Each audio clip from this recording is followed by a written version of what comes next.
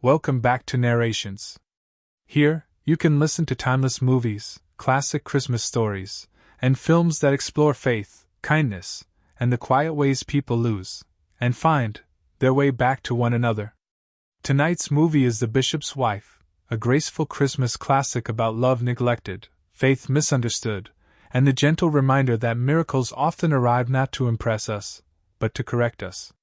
This is a story about a man trying to serve God, a woman quietly longing to be seen, and an angel who arrives not with thunder, but with patience. Our story unfolds in a well-to-do Episcopal parish in the weeks leading up to Christmas.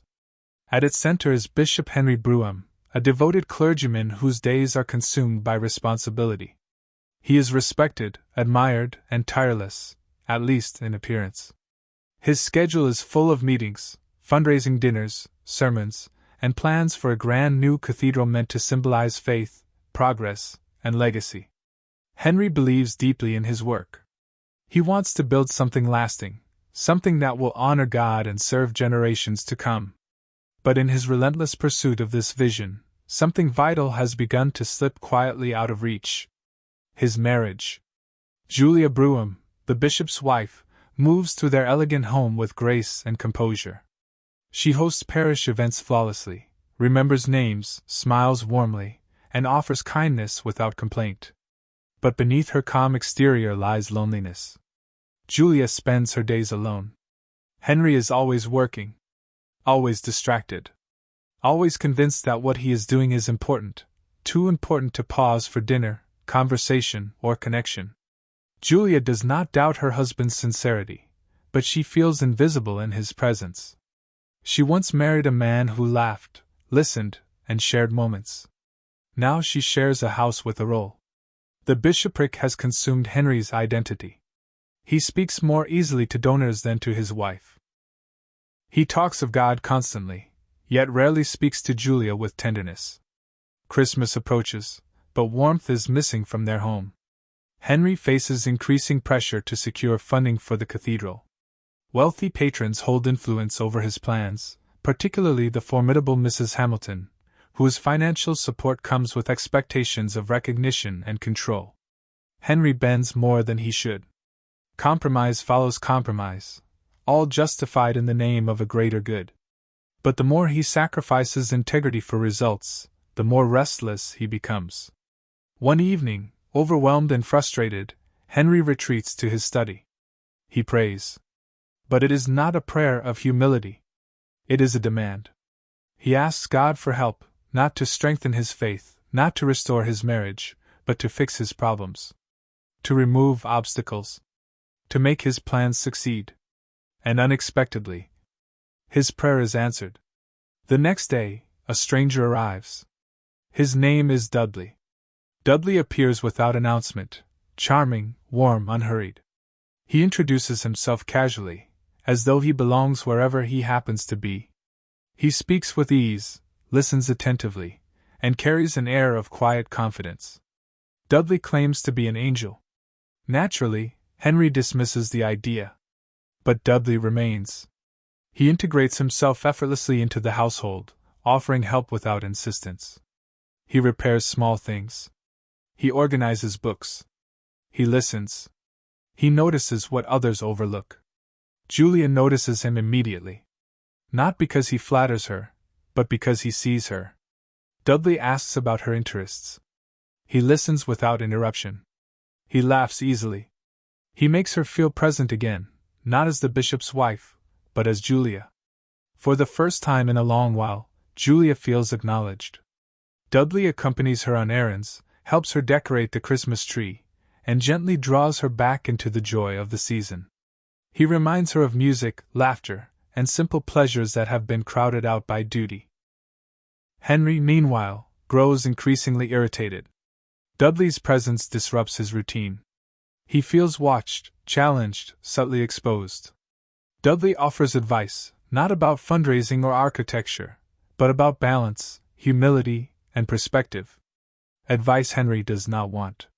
Henry sees Dudley as a distraction, a nuisance, a threat to order.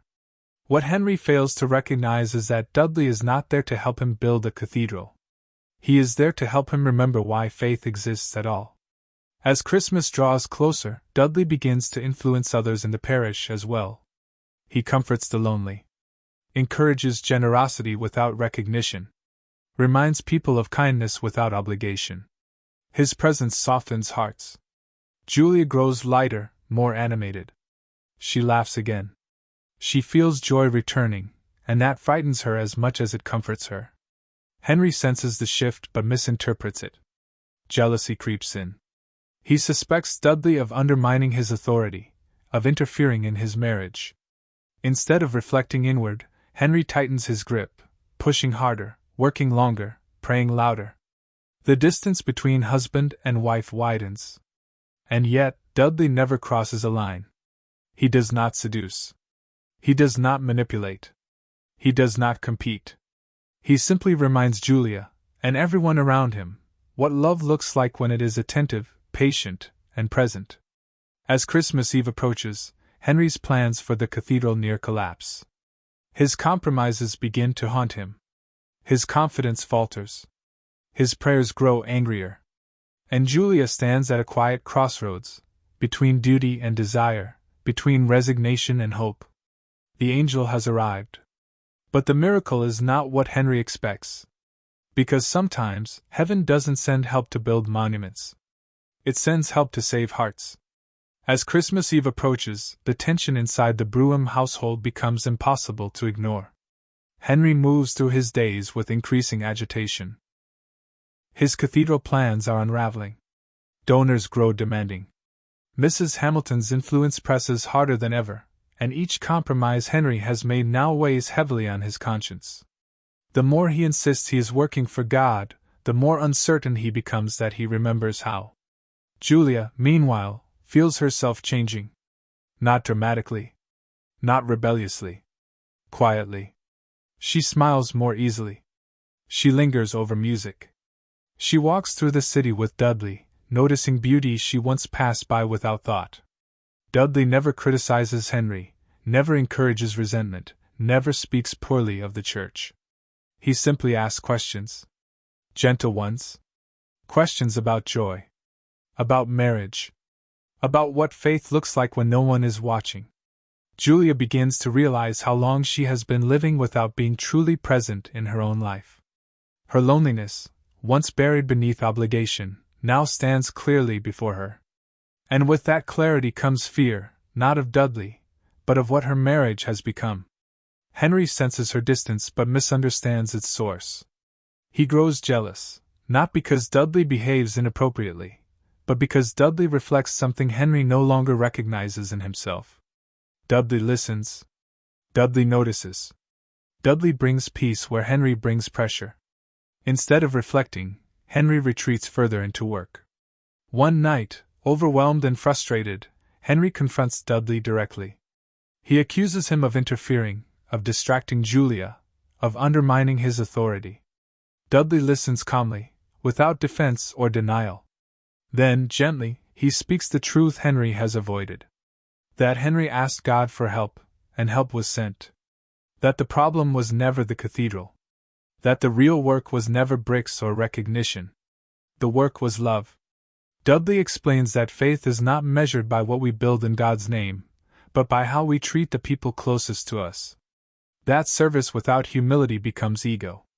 And that devotion without love becomes empty ritual. Henry resists at first. But the words linger. They haunt him, not as condemnation, but as invitation. Christmas Eve arrives quietly. Snow falls gently outside, softening the city. Inside the church, candles glow as the congregation gathers for the midnight service. The building is modest, not the grand cathedral Henry envisioned, but it is filled with warmth. Julia sits beside Henry, uncertain but hopeful. Dudley stands nearby, content, observant, already fading into the background. His task is nearly complete.